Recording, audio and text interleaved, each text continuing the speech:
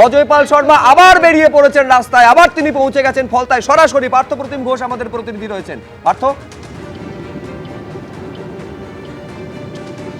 বাহিনীকে সঙ্গে করে নিয়ে সিআরপিএফ এর আইজিকে সঙ্গে করে নিয়ে ফের কিন্তু সন্ধ্যেবেলা দেখছি অজয় পাল শর্মা তিনি বেরিয়ে পড়েছেন একেবারে ডায়মন্ড হারবার ফলতা বিভিন্ন জায়গায় দেখতে পাচ্ছি, সেখানে কিন্তু বিশাল বড় কনভয় নিয়ে আবারও বেরিয়ে পড়েছেন উত্তরপ্রদেশের আইপিএস অজয় পাল শর্মা।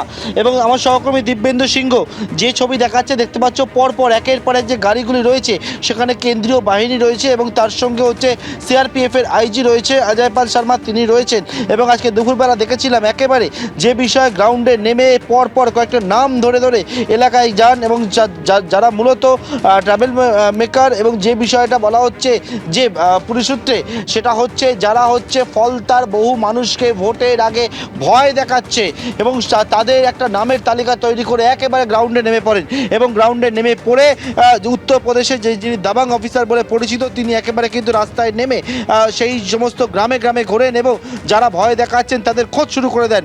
এবং তারপর আবার কিছুক্ষণ আগে সন্ধে নেমেছে এবং তখন দেখা যাচ্ছে অজয় পাল শর্মা তিনি এই মুহূর্তে গাড়ির একটা বিশাল বড় কনভয় নিয়ে এই মুহূর্তে ডায়মন্ড হারবার এবং ফলতার বিভিন্ন জায়গাগুলো রয়েছে সেই জায়গায় কিন্তু মুভ করছে। আমরা সেই ছবি দেখতে পাচ্ছি সরাসরি। একেবারে বার্তা কমিশনের তরফে বা অজয় পাল শর্মার থেকে এইটা স্পষ্ট করে দেওয়া হয়েছে যারা ট্রাভেল মেকার তারা ভয় পাবে এবং ঘরের ভেতরে বসে থাকবে, ভয় মুক্ত হয়ে ভোটাররা বুথে এসে তাদের গণতান্ত্রিক অধিকার প্রয়োগ করবে।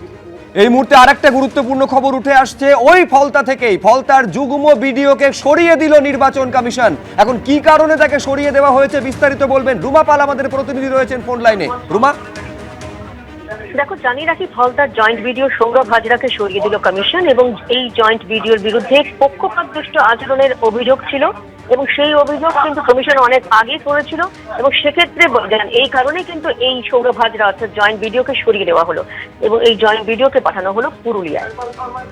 ধন্যবাদ রুমা তোমাকে। এবার এই যাবতীয় ব্যবস্থাপনার মধ্যে আগামীকাল যে 142টা কেন্দ্রে ভোট রয়েছে 7টা জেলায়, কতটা সুষ্ঠুভাবে কমিশন করতে পারে সেদিকে নজর থাকবে। একই ছবি ইকবালপুরে আমাদের আরেক প্রতিনিধি সত্যজিৎ বৈদ্য রয়েছেন, সেখানেও এই কেন্দ্রীয় বাহিনী টহলদারি লক্ষ্য করা যাচ্ছে। দেখাও সত্যজিৎ। দেখো সুপ্রজিৎ, তোমাকে প্রথমেই ছবিটা দেখাবো ইকবালপুরের বিভিন্ন অলিতে গলিতে। একটু আগে যে রুট মার্চ শুরু হয়েছে যেমনটা হিন্দোল বলছিল, ঠিক একইভাবে ইকবালপুরের ছবিও একই রকম। একদিকে তুমি দেখতে পাচ্ছ যে সিআরপিএফ এর র্যাফ রয়েছে, সিআরপিএফ এর নিজস্ব জওয়ানরাও রয়েছে, পাশাপাশি বিএসএফ এর জওয়ানরাও রয়েছে।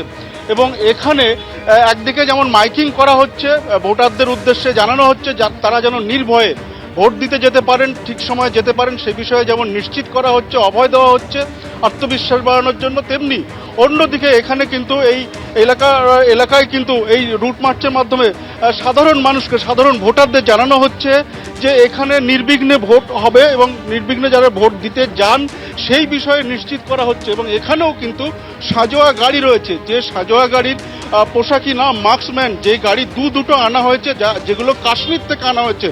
যেমনটা কেন্দ্রীয় বাহিনীর জওয়ানরা বলছিলেন যে তারা কাশ্মীর থেকে এই গাড়ি এনেছেন এবং এই গাড়িতে নজরদারি করা যাবে 360 ডিগ্রি অ্যাঙ্গেলে এবং এই চারদিকটাতে নজরদারি করা যাবে, প্রয়োজনে কোনো সংকটে সেভাবে মোকাবিলা করা যাবে। এবং এই সাজোয়া গাড়ির উপরে একজন সশস্ত্র জওয়ান তিনি রয়েছেন, একেবারে সশস্ত্র জওয়ান রয়েছেন। এই সাজোয়া গাড়ির ওপর স্বয়ংক্রিয় আগ্নেয়াস্ত্র হাতে সশস্ত্র জওয়ান, হাতে লাঠি, টিয়ার গ্যাসের শেল নিয়ে এরিয়া ডমিনেশন এবং কনফিডেন্স বিল্ড আপের চেষ্টা করছেন কেন্দ্রীয় বাহিনীর জওয়ানরা, অভয়ে যাতে আগামীকাল ভোট পর্ব সম্পূর্ণ করা যায়।